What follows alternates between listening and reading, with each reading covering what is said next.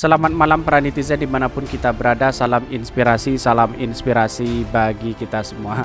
Sangat menarik dan tertawa begitu kan. Hari ini kalau kita melihat kepemimpinan Pak Jokowi hari ini bisa dianggap gagal menurut saya. Dan dengan adanya ini begitu kan, dengan adanya kereta cepat ini bos, kereta api cepat ini, proyek kereta cepat balik modal 38 tahun. Wah, 38 tahun baru balik modal begitu. Artinya ya kenapa jauh begitu kan? Kenapa sampai 38 tahun? Mungkin semuanya akan meninggal, tinggal sisa-sisa itu mungkin. Itu keuntungannya begitu kan. Dan bahkan ini di Twitter yang lagi ramai sekali seperti ini. Mari kita baca terlebih dahulu seperti ini. Ini yang di Twitter dari Papa Loren. Bos KAI proyek kereta cepat balik modal 38 tahun. Wow, baru balik modal aja 38 tahun. Mending jualan sebelah aja ya. Dan bahkan es doger boleh bang, jangan, udah ada yang dagang. Es doger apa lebih untung? Belum jualan udah dapat 71 M.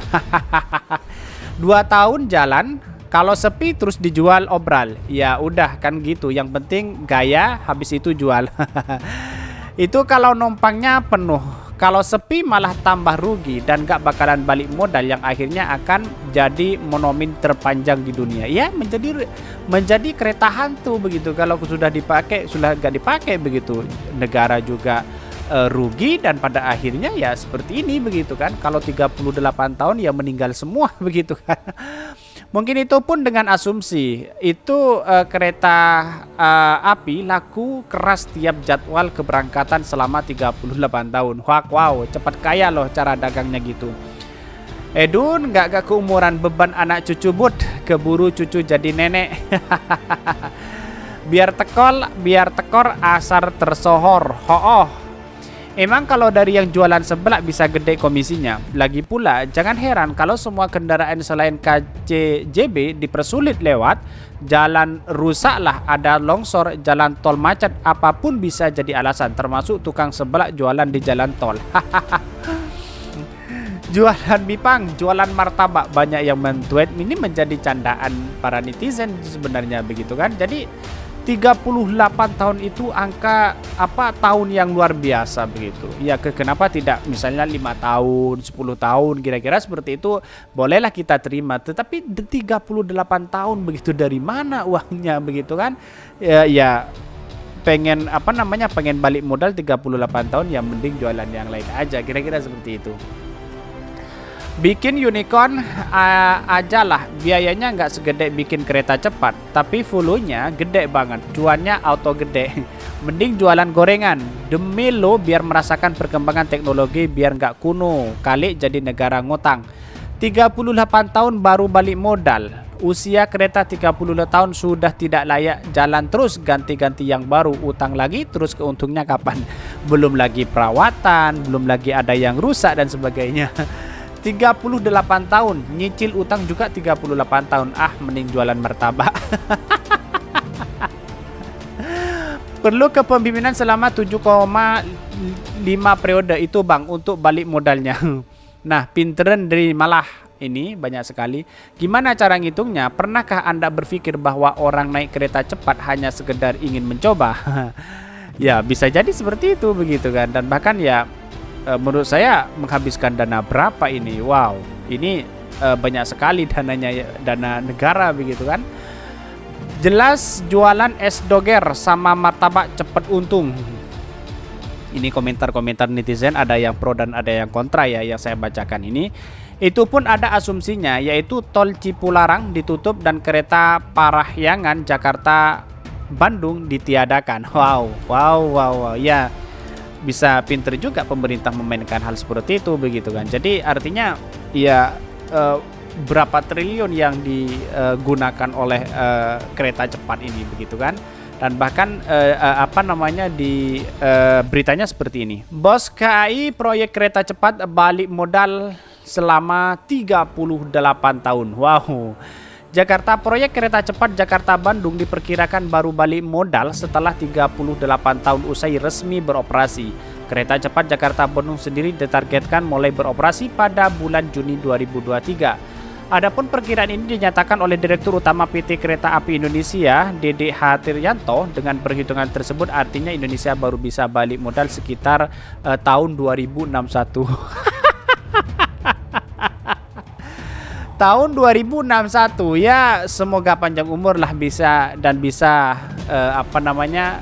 Indonesia tidak punya utang. Kira-kira seperti itu.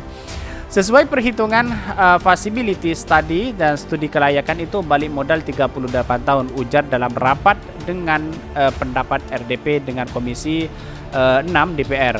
Bahkan sementara itu Direktur Utama PT Kereta Cepat Indonesia Cina KCEC Dewiana Slamet Riyadi juga membenarkan penjelasan tersebut. Menurutnya estimasi itu belum memperhitungkan pendapatan dari pengembangan kawasan berorientasi transit. Wow. 38 tahun itu dihitung oleh konsultan finansial, model dan review feasibility study sudah memperhitungkan 3 tahun itu dengan tarif 250.000 rute terjauh dan tidak lagi memperhitungkan revenue dan TOD jelasnya. Dan bahkan Dewiana menjelaskan dana yang dimiliki KCEC saat ini fokus menyelesaikan konstruksi. Namun Dewiana menyebutkan lahan yang dimiliki KCEC akan dimanfaatkan dan dikembangkan. Misalnya di stasiun Halim ada lahan 3,4 hektar pasti akan dikembangkan dan properti yang mendukung pelayanan itu masih belum kita masukkan, artinya jadi cadangan.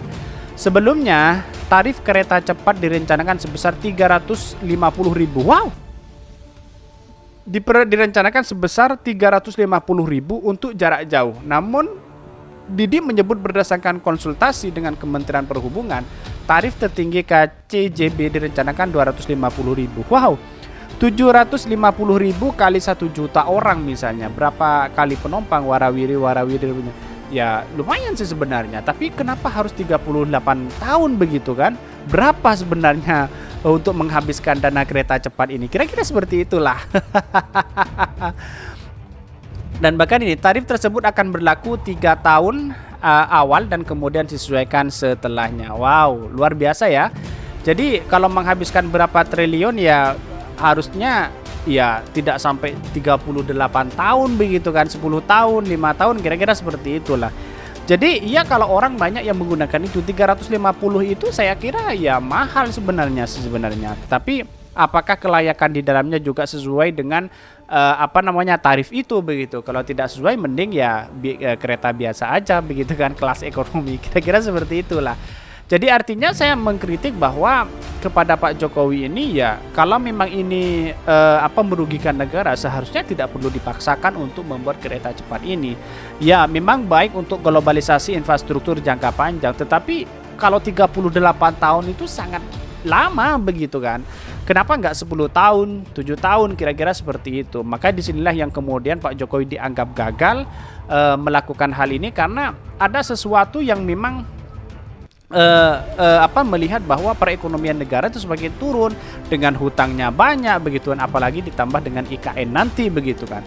Memang benar Pak Jokowi memulai infrastruktur itu dengan besar-besaran begitu, berapa hutangnya di Indonesia punya hutang begitu kan.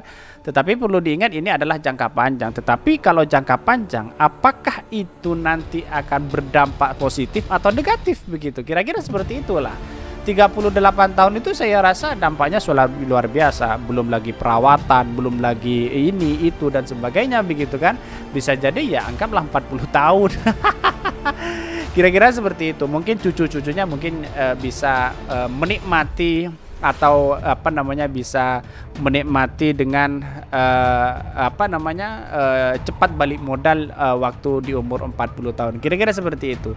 Jadi perlu diingat bahwa kereta cepat ini menurut saya ya bagus sebenarnya, tapi kalau perhitungan jangka itu terlalu jauh, terlalu lama, 38 tahun. Kira-kira seperti itu.